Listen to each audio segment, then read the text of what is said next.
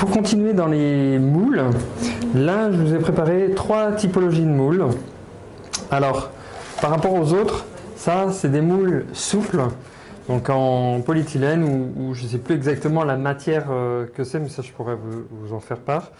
Ce qui vous permet, en général, en une question de prix, c'est vraiment un prix très très abordable.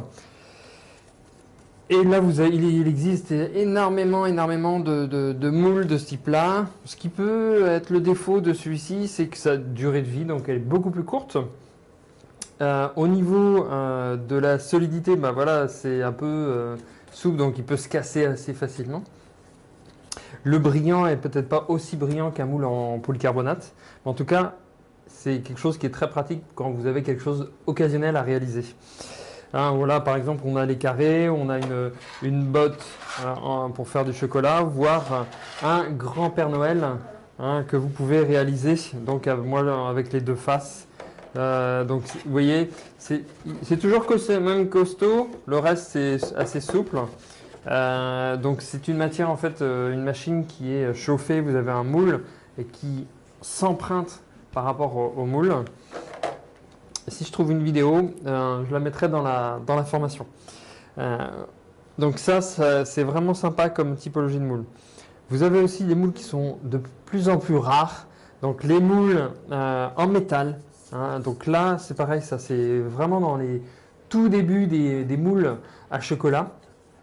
Et ça, moi ce que je vous conseille, c'est vraiment de bien les mettre à température parce que s'ils sont trop froids, au contact du chocolat, ça va être vraiment, le chocolat va être pas brillant du tout, etc. Donc bien les laver aussi avec un coton, pas de tampons verre ou de couteau dans les moules, etc. Alors ça, je vous déconseille cette partie-là. Et donc là, vraiment quelque chose de brillant et de mettre en avant donc, tout ça. Ça vous fait si c'est des moules qui sont peu abîmés, ça vous fait des moules de vraiment une brillance vraiment intéressante. Voilà pour ces types de moules.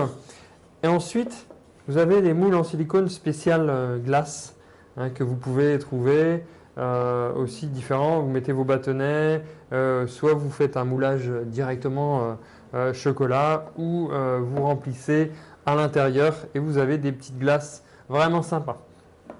Voilà pour ces typologies de moules. Moi je vous retrouve pour la dernière vidéo sur les moules et ça c'est ma grosse surprise. Et là, par rapport à ce que je vous disais tout à l'heure, dans les différents moules, vous allez voir des dizaines et des dizaines de moules. Vous pouvez aller chercher des moules partout où vous trouvez autour de vous. Alors je vous dis à tout de suite.